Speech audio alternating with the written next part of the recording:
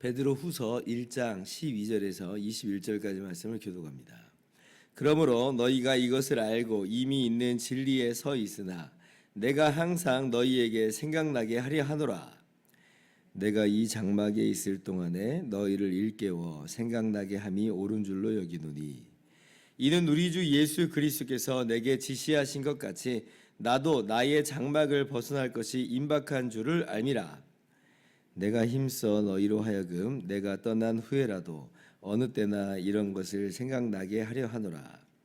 우리 주 예수 그리스도의 능력과 강림하심을 너희에게 알게 한 것이 교묘히 만든 이야기를 따른 것이 아니요 우리는 그의 크신 위엄을 친히 본 자라. 지극히 큰 영광 중에서 이러한 소리가 그에게 나기를 이는 내 사랑하는 아들이요 내 기뻐하는 자라 하실 때에 그가 하나님 아버지께 존귀와 영광을 받으셨느니라. 이 소리는 우리가 그와 함께 거룩한 산에 있을 때에 하늘로부터 난 것을 들은 것이라. 또 우리에게는 더 확실한 예언이 있어 어두운 데를 비추는 등불과 같으니 날이 새어 샛별이 너희 마음에 떠오르기까지 너희가 이것을 주의하는 것이 옳으니라. 먼저 알 것은 성경의 모든 예언은 사사로이 풀 것이 아니니 이 예언은 언제든지 사람의 뜻으로 낸 것이 아니요 오직 성령의 감동하심을 받은 사람들이 하나님께 받아 말한 것임이라. 아멘. 할렐루야. 하나님의 크신 은혜와 평강이 오늘도 변함없이 여러분 가운데 가득 넘치기를 주님의 이름으로 축원합니다. 베드로 사도께서는 고난 중에 있는 교회들을 격려하고자 베드로 전서를 써서 보냈습니다.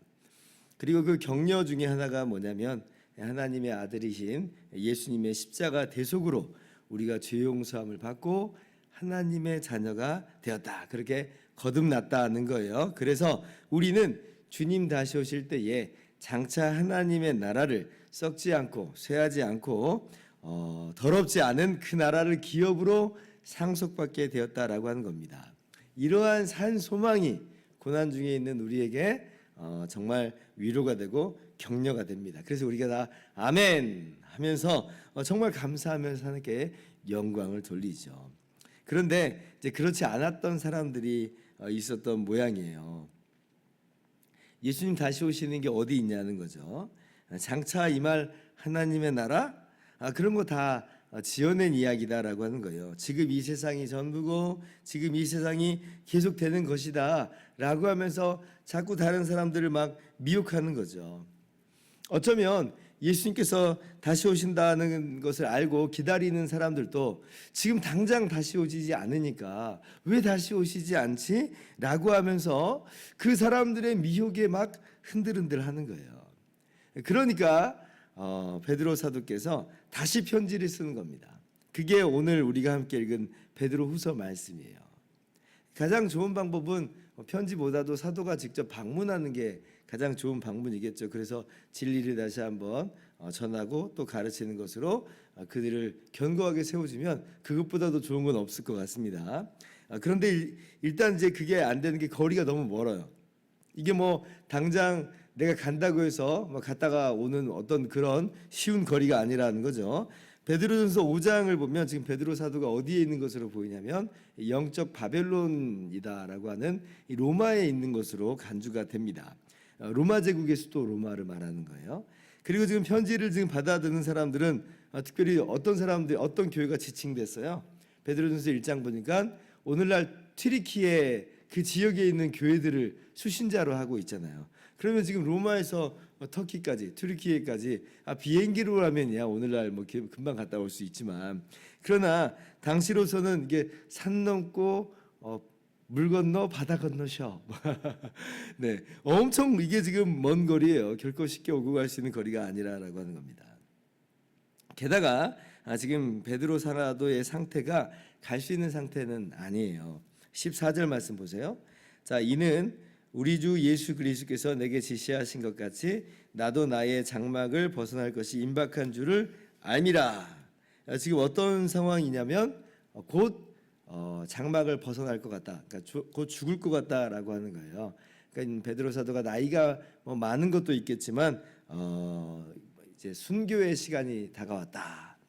주님께서 알려주신 것처럼 이제 순교의 시간이 다가온 것으로 지금 인지를 하고 있는 거예요. 인지를. 그 바울 사도도 이제 곧 떠나간다라고 디모데후서 이제 말씀에 그렇게 말씀하신 것처럼 베드로 사도도 이제 죽기 이전에 그런 임박한 상황을 인지하고 있는 겁니다. 그러니까 가고 싶어도 갈 수가 없는 거예요. 그럼 이제 그 다음 좋은 방법은 뭐겠어요? 편지를 보내는 겁니다. 그리고 사실 이 편지는 이 튀르키예 지역에 있는 교회에게만 유익한 게 아니라 우리에게도 너무 유익하죠. 편지가 써졌기 때문에 이것이 하나님의 말씀으로 이렇게 우리 가운데 전해졌기 때문에 우리가 이 말씀을 통해서 귀한 유익을 받는 거예요.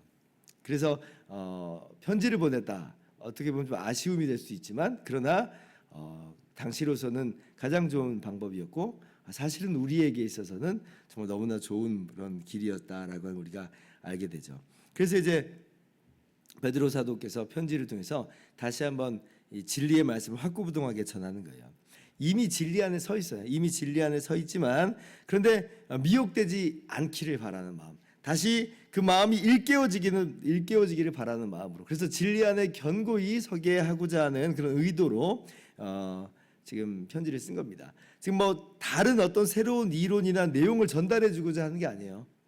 베드로 사도는 지금 그리스도의 부활의 목격자로서 그 사도의 권위를 가지고 복음을 다시 한번 전합니다. 복음을 다시 한번 전해요. 그렇게 해서 그들의 믿음을 다시 세워주는 거다라고 하는 거예요. 자, 그래서 이제 베드로 사도께서 이러한 사도의 권위를 가지고 복음을 선포하시는데 16절 보세요. 자, 우리 주 예수 그리스도의 능력과 강림하심을 너희에게 알게 한 것이 교묘히 만든 이야기를 따른 것이 아니요, 우리는 그의 크신 위엄을 친히 본자라. 본자라. 지금 제 성경에 지금 지란지 본자란지 이게 헷갈려가지고 본자라. 그러니까 지금 베드로 사도께서 이미 복음을 전해서 교회가 세워졌잖아요. 이제 우리 주님의 능력과 강림하심을 전했다고요. 근데 다시 한번 지금 그 이야기를 하는 거예요. 능력과 강림하심을 다시 한번 내가 확고부동하게 말한다. 내가 분명하게 말하는데 우리는 그의 크신 위엄을 친히 보았다는 거예요. 친히 보았다. 우리 목격자다. 우리 주님의 크신 위엄의 목격자라고 하는 거예요. 주님의 그 크신 위엄이 뭐냐? 주님께서 이 땅에 계실 때에 많은 병자들을 고친 것도 물론 그 중에 하나일 것인데, 특별히 오늘 베드로 사도가 지금 이 교회들에게 지금 제시하고 있는 주님의 크신 위엄은 어떤 사건을 말해요? 변화산 사건이죠. 예수님께서 제자들에게 너희는 나를 누구라 하느냐 물으실 때에 마태복음 16장 보면 베드로가 주는 그리스도시요 살아계신 하나님의 아들이시니이다, 그렇게 이제 대답을 했잖아요. 그 다음 바로 17장에 이제 제자들을 데리고 변화산에 올라가십니다. 베드로, 야고보, 요한 이 세 명의 제자만 데리고 변화산에 올라가시는데 그때 예수님의 모습이 변형되잖아요. 그 얼굴이 해같이 빛나고 그 옷이 빛같이 됐다. 그러니까 얼마나 이게 밝아진 건지 몰라요. 옷이 빛처럼 바뀌었어요. 그러면 주님의 얼굴은 얼마나 지금 밝게 변형됐다라고 하는 거예요. 그리고 이제 죽었던 모세와 엘리야가 출현을 하고, 그리고 하늘로부터는 또 소리가 또 있게 되잖아요. 이는 내 사랑하는 아들이요 내 기뻐하는 자니 너희는 그의 말을 들으라. 하나님께서 예수님에 대해서 분명히 이렇게 이야기하신 걸 들었어요. 지금 그 사건을 지금 이야기하고 있는 거예요. 우리는 그의 크신 위엄을 친히 본 자라. 예수님이 하나님의 아들 되심을 우리는 똑똑히 봤다는 거예요.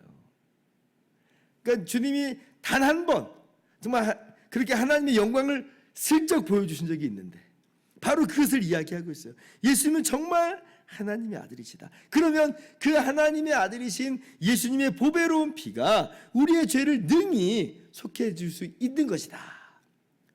하나님 아들의 보배로운 피니까 우리의 죄를 능히 속해 줄 수 있는 거예요. 그리고 그 영광의 예수 그리스도의 그 아들 되심은 잠깐 그렇게 보여주고 말 거겠어요? 환하게 드러나는 날이 있겠잖아요. 지금 다른 사람들을 못 봤잖아요. 3명의 제자만 봤잖아요. 그러면 3명의 제자만 보고 그냥 그칠 거냐는 거예요. 그렇지 않겠죠. 모든 사람들의 눈앞에 똑똑하게 나타나게 될 것입니다. 왜냐하면 그게 본질이니까. 주님의 영광의 그 능력의 위엄을 드러내시는 하나님의 아들로서의 위엄과 능력을 다스리심을 드러내는 그날이 올 것인데, 그때가 언제냐? 주님 다시 오실 때라는 거예요. 주님 다시 오실 때다. 그래서 그때 하나님의 영광을, 주님의 영광을 나타낼 것이고 주님은 영원히 다스리실 것이다. 믿을 수 있다는 거예요. 믿을 수 있다. 우리는 그의 크신 위엄을 친히 본 자라. 자, 그뿐만 아니죠. 베드로 사도는 지금 예수님의 그 크신 위엄을 직접 목격한 것만 말하는 게 아니라 무엇도 연이어서 말하냐면 이미 이 모든 것은 성경에 기록되어 있는 것이다. 구약 성경에 이미 기록되어 있다는 거예요. 19절 말씀. 또 우리에게는 더 확실한 예언이 있어 어두운 데를 비추는 등불과 같으니 날이 새어 샛별이 너희 마음에 떠오르기까지 너희가 이것을 주의하는 것이 옳으니라 라고 하면서 예언에 대해서, 성경에 대해서 지금 이야기를 하고 있어요. 사람들이 이렇게 얘기할 수 있겠잖아요. 감각은 부정확한 거야. 너희가 봤다라고는 하지만 오류가 있을 수 있어. 이렇게 이야기할 수 있잖아요. 그때 베드로 사도 오늘 뭐라고 말하는 거예요? 성경 봐. 그럼 성경 봐. 성경 봐봐. 이 모든 게 다 예언되어 있는 거잖아 라고 지금 분명하게 이야기를 하고 있는 거예요. 보라, 처녀가 잉태하여 아들을 낳을 것이요 그 이름을 임마누엘이라 하리라. 임마누엘, 하나님께서 우리와 함께 계신다.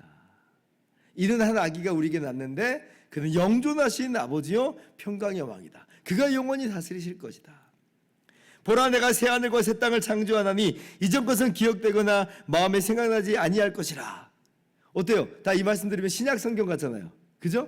근데 신약 성경이 아니라 제가 읽은 말씀들이 이사야 7장 14절, 이사야 9장 16절, 이사야 65장 17절이에요. 그러니까 예수님이 태어나시기 700년 전에 지금 선지자의 글을 제가 지금 방금 읽어드린 거예요. 이 모든 걸 보면 이미 예수님의 나심과 예수님의 영원히 다스리심을, 그리고 새하늘과 새 땅이 임할 것을 다 예언하고 있다고요.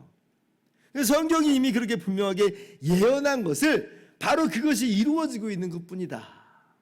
너가 성경 하나님 말씀인 거 믿지 않느냐? 그러면 그 말씀대로 믿으라는 거예요. 그 말씀대로 믿으라. 오늘 말씀을 통해서 우리가 문득 깨닫게 되는 건 뭐냐면, 우리 사람들이 복음을 안다, 복음을 믿는다라고 하지만, 그러나 얼마나 우리가 쉽게 망각하고 얼마나 많이 미혹되는가 하는 걸 우리가 깨달을 수 있어요. 지금 교회들이 그런 미혹에 막 흔들리니까 편지를 쓰잖아요. 다시금 우리 안에 있는 분주함들이 있어요. 굉장히 많이 바빠요. 또 우리 안에 있는 죄성들이 있어요. 그리고 세상의 화려함과 허영심이 있습니다. 그리고 세상이 이런저런 거짓 진리로 막 미혹하는 게 있어요. 그러니까 얼마나 우리가 많이 망각하냐는 거예요. 복음을 알아요. 복음 믿어요. 우리가 안 믿는 사람 없잖아요. 그런데 우리가 살아가다 보면 마침 다 망각해버리고 까먹어버리고 흔들흔들하면서 그렇게 살아갈 때가 너무나 많아요. 예, 이게 우리의 모습입니다. 그래서 우리는 어떻게 해야 돼요? 자꾸 들어야 돼요. 복음을 자꾸 들어야 돼요.